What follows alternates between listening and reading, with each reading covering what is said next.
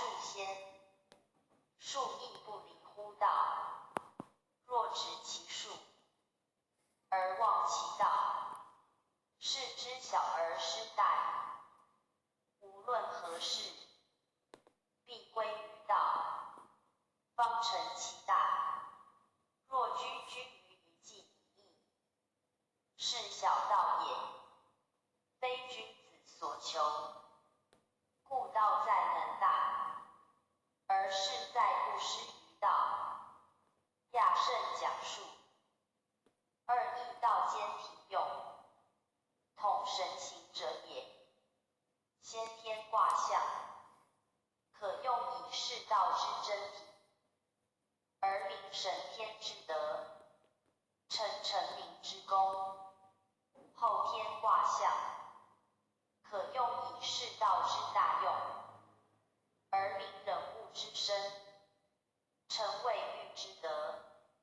合而言之，则内圣外王之道。大学之修其至品，中庸之中合成品，莫不在一中也。智者见之谓之智，仁者见之谓之仁。以道无大小，所见者有大小耳。义之初，有象无文，象则随人所解，文则逆于一权，故以象用，而不重文字也。义之后，兼象与文，象存其真，文饰其理，二者并重，则后天物事可见。从文明象，则先天性道易之，故亦在后天藏体于用，由于神于行也。以人言之，其谓生也，无神行可分，待其既生，行者甚矣。神在行中，未尝无也。神主其真，行达其用。这个声音是在朗读《易经》正式，《易经》证明的证，解释的是先后圣训呢。气神也，明其卦爻，得知其气，知气始终，得知生化，故必从象求之。一卦一爻，象也；合数卦爻，亦象也。总64卦，384爻，无非象也。皆有其气，则皆有其神。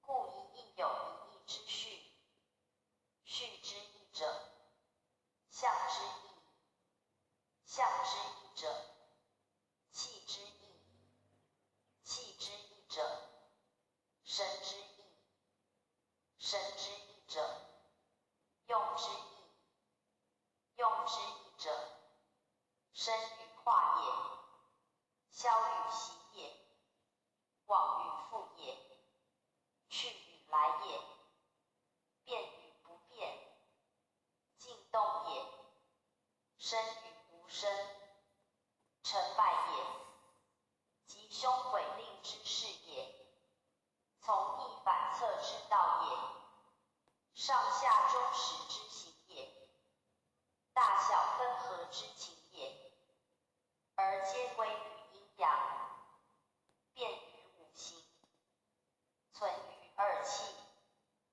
通于危险，服于人天，以究其性情，判其庶命，而治其德，立其道，此义之大用。